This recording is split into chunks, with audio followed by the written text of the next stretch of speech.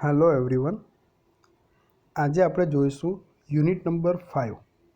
એની અંદર આપણે already diode શું છે, ત્યાર પછી આપણે પ્રીવિયસ વિડીયોની અંદર જોયું હતું ટ્રાન્ઝિસ્ટર શું છે। તો ડાયોડ શું હતું, પી અને એન આ બે લેયરનો બન્યો હતો અને એના કેટલા ટર્મિનલ હતા? બે, એનોડ એન્ડ કેથોડ। એ જ રીતે ટ્રાન્ઝિસ્ટર બે ટાઈપના હતા, પીએનપી અથવા તો આપણે એને કહીએ એનપીએન, બે ટાઈપના, બરાબર છે। તો એમાં પણ કેટલા લેયર આવ્યા? 3 લેયર। અને કેટલા જંક્શન આવ્યા? 2। ડાયોડની અંદર એક જ જંક્શન હતું, બરાબર। અને 3 ટર્મિનલ કયા આવે છે? એમીટર, બેઝ અને કલેક્ટર ટ્રાન્ઝિસ્ટરની અંદર। તો હવે આજે આપણે જોઈશું એ શું જોવાના છે આપણે? એસસીઆર। આ થિયરી પણ આવ્યા કરે છે 3 કે 4 માર્કમાં। સિલિકોન કંટ્રોલ રેક્ટિફાયર, એસસીઆરનું ફૂલ ફોર્મ શું થાય છે? Silicon control rectifier.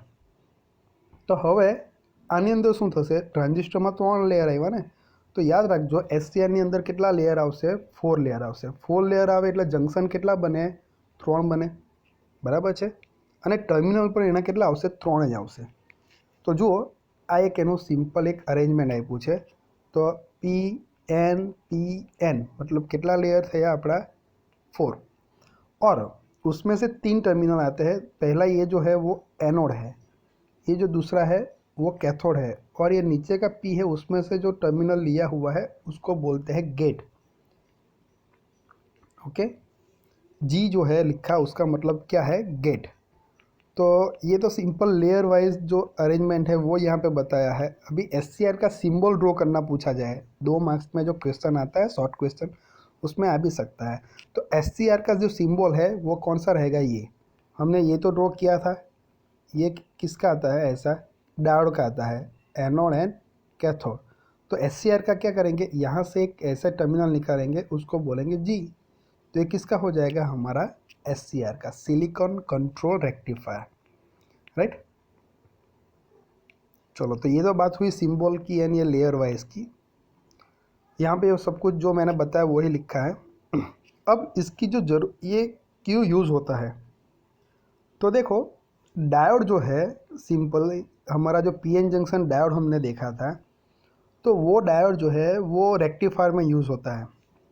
किसके लिए? एसी को डीसी में कन्वर्ट करने के लिए, ओके।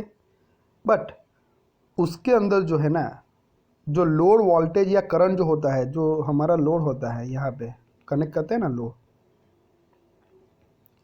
उसमें से जो करंट पास होता है और उसके अक्रॉस में जो वोल्टेज होता है, उसका जो कंट्रोल है वो कौन करता है? ये सीरीज़ में हम जो रजिस्टर कनेक्ट करते हैं उसके, राइट।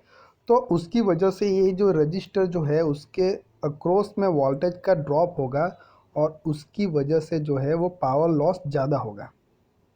ये केस में जो सिंपल डायोड हम यूज़ करते हैं ना, उसके केस में तो उसमें पावर लॉस ज़्यादा होता है। तो क्या करेंगे हम? इसकी जगह पे क्या यूज़ करेंगे? एससीआर।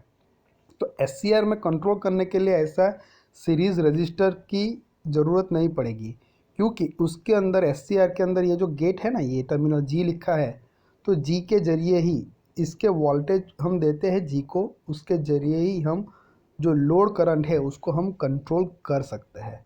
तो यहाँ पे पावर लॉस होगा नहीं। हम सिंपल जो हमारा जो पीएन जंक्शन डायोड है वो यूज़ करेंगे तो उसमें होता है, लेकिन यहाँ पे होगा नहीं। देखो यहाँ पे लिखा भी है सिलिकॉन कंट्रोल रेक्टिफायर थी, मतलब एससीआर थी, शॉर्ट में लखवानो। लोड करंटનો कंट्रोल पावर लॉस वगैरह થાય છે, देखा। सो यहाँ पे कोई रजिस्टर सीरीज़ में कनेक्ट नहीं होगा तो उसके अक्रॉस पे वोल्टेज ड्रॉप नहीं होगा, तो पावर लॉस भी नहीं होगा। यहाँ पे कंट्रोल कैसे करेंगे? तो लोड करंट को, तो ये जी जो है ना, ये टर्मिनल वहाँ से करेंगे। ये जी टर्मिनल पर हम जो वोल्टेज देते हैं, गुजराती में कहवाय तो वीजभार जे આપણે આપીએ છીએ, બરાબર, વીજ દબાણ, તેના આધારે આપણે એને કંટ્રોલ કરીશું, બરાબર। હવે એનું કાર્ય શું છે, કેવી રીતે કરે છે? તો देखो यहाँ एक छोटी सी सर्किट दी हुई है, ये यहाँ से हम उसका जो वर्किंग है वो देखेंगे। तो ये एससीआर है, उसके एनोड के साथ ये लोड कनेक्ट किया है, उसको बोला है आरएल। और उसका जो एनोड के साथ लोड और उसके बाद उसको सप्लाई के साथ, ये जो मेन एसी सप्लाई आता है उसके साथ, और कैथोड को भी एक सप्लाई का दूसरे टर्मिनल के साथ, और जो ये एससीआर है उसका जो ये गेट टर्मिनल है उसको ये रजिस्टेंस के थ्रू ये स्विच लगाई हुई है देखो, और यहाँ पे कनेक्ट किया सप्लाई के साथ। तो ये जब स्विच ओपन होती है मतलब स्विच ऑफ है, अभी ओपन से मतलब ऑफ है, तो होगा क्या, मेन बात याद रखना कि ये जो एससीआर है उसमें से जो करंट है कब फ्लो होगा, मतलब પ્રવાહનું વહન ક્યારે થશે કે જ્યારે આ ગેટ ઉપર એને વોલ્ટેજ મળશે પ્રોપર, ત્યારે આ ગેટ ટુ કેથોડની અંદર તમારું કરંટનું વહન થશે, બરાબર। તો અહીંયા લખ્યું છે જુઓ, જ્યાં સુધી ગેટથી કેથોડ સર્કિટમાંથી પસાર થતો નથી, બરાબર છે, मतलब આ ગેટથી આ કેથોડ સર્કિટમાંથી કરંટ જ્યાં સુધી પસાર ના થાય ત્યાં સુધી આપણું एससीआर જે છે કરંટનું વહન કરી શકતું નથી। समझ पड़ी गई। सो जब तक एक गेट टू कैथोड तक करंट फ्लो नहीं होगा तब तक ये जो एससीआर है उसमें से करंट फ्लो होगा नहीं।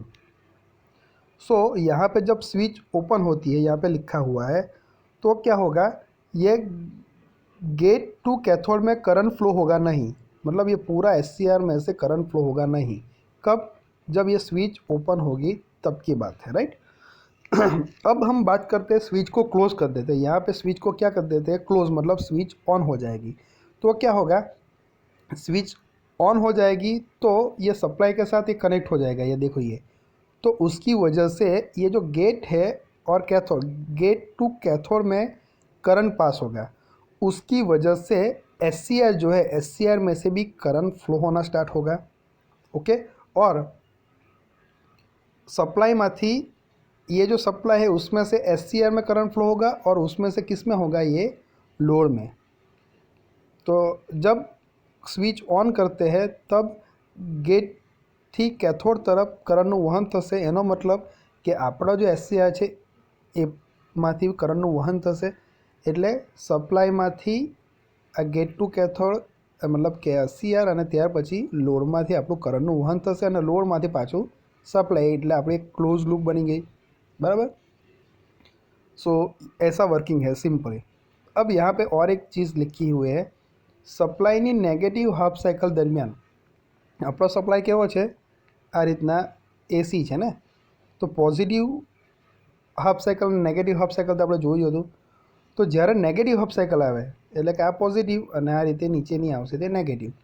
સો જ્યારે નેગેટિવ હાફ સાયકલ આવશે ત્યારે શું થશે, કરંટનું વહન થશે નહીં, કારણ કે ત્યારે આ गेट टू कैथोडમાં કરંટ વહેતો નથી, ખબર પડી ગઈ। એટલે જ્યારે આ गेट टर्मिनलને આપણે પોઝિટિવ વોલ્ટેજ આપીશું ને ત્યારે જ એમાંથી કરંટ પસાર થશે અને એસસીઆર વર્ક કરશે, બરાબર।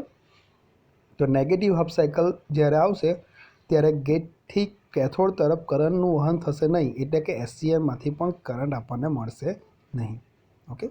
चलो, तो ये एक सिंपल बात हो गई, एससीआर आया तो हमें 3 या 4 मार्क में, तो बस इतना लिखना है सिंपली। अब देखो और एक थियरी जो है ये भी आ सकती है, ये भी 2-3 बार मैंने एग्जाम में देखा है, क्वेश्चन पेपर में आई हुई है, राइट। क्या है, एक्शन ऑफ एससीआर, एससीआर ही हमें समझाना है बाय टू ट्रांजिस्टर एनालॉजी, बराबर। बे ट्रांजिस्टर एनालॉजी थी एससीआर कार्य। सो हम क्या करेंगे, अभी एससीआर पता है हमें 4 लेयर का बना है, तो जो 2 अंदर के जो लेयर है ना उसको 2 पार्ट में डिवाइड कर देंगे, एन पी, और ये नीचे वाला क्या हो जाएगा, एन। तो यहाँ पे ये 3 रह जाएंगे और ये 3, तो ये पीएनपी ट्रांजिस्टर बन जाएगा और ये जो है वो एनपीएन ट्रांजिस्टर बन जाएगा। तो ये जो एससीआर के जो लेयर है ये 2 लेयर को इस तरह से हम डिवाइड कर देंगे कि ये 2 ट्रांजिस्टर में डिवाइड हो जाएगा, मतलब एससीआर जो बना है वो एक्चुअली 2 ट्रांजिस्टर से बना है, ऐसा दिखेगा आपको, राइट। देखो ये फिगर है, तो पीएनपी ये पहले 3, ये एन और ये पी को यहाँ पे कनेक्ट किया इंटरनली, और ये नीचे वाला एन हो गया जो एससीआर में था ना 4 लेयर। तो देखो ये एक पीएनपी ट्रांजिस्टर हो गया, ये एनपीएन ट्रांजिस्टर हो गया। तो पीएनपी ट्रांजिस्टर का ये जो है टर्मिनल वो हमारा क्या है, एनोड, क्योंकि एनोड कैथोड तो होता ही है। और उसको एनोड को किसके साथ कनेक्ट किया है, प्लस VCC मतलब सप्लाई के साथ। और ये जो ये NPN ट्रांजिस्टर है उसमें से एक टर्मिनल निकाला, वो कौन सा है, कैथोड है हमारा। ओके, तो ये देखो ये एनोड की एंड कैथोड की बात हो गई। सो एनोड को सप्लाई के साथ कनेक्ट किया है, ये जो कैथोड है उसको ये ग्राउंड के साथ कनेक्ट किया है। और ये जो थर्ड वाला जो P है उसमें से हम क्या निकालते हैं, गेट टर्मिनल, तो ये गेट टर्मिनल है। अब यही फिगर को ये लेयर में बताया है ना, तो उसको ये ट्रांजिस्टर के सिंबल में बताया है। देखो ये हमारा PNP ट्रांजिस्टर है, तो उसकी जगह पर क्या ड्रॉ किया है, देखो PNP ट्रांजिस्टर का सिंबल। तो देखो ये PNP ट्रांजिस्टर हो गया। कैसे पता चलेगा PNP है, तो देखो ये हमारा A मीटर है, उसमें देखो ये अंदर से मतलब ये ड्रॉ किया हुआ है। ओके, एरो अंदर की साइड है मतलब PNP, बाहर ऐसा होता तो NPN। ये देखो ये NPN है, तो यहाँ पे देखो ये एरो जो है बाहर की साइड है। तो सिंपली इनको सप्लाई के साथ किया है, एनोड है, तो देखो ये हमारा एनोड एंड सप्लाई के साथ हो गया। ये कैथोड ग्राउंड के साथ है, तो देखो ये टर्मिनल हमारा कैथोड हो गया और उसको ग्राउंड के साथ कनेक्ट किया। और ये P है उसमें से गेट, तो यहाँ पे ये जो ट्रांजिस्टर T2 है, सॉरी T1, उसमें से ये गेट निकाला है।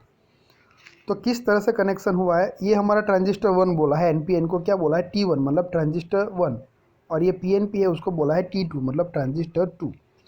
तो किस तरह से कनेक्ट किया है कि ये जो पहला ट्रांजिस्टर है उसका ये कलेक्टर है, वो ये दूसरा ट्रांजिस्टर के बेस के साथ कनेक्ट है।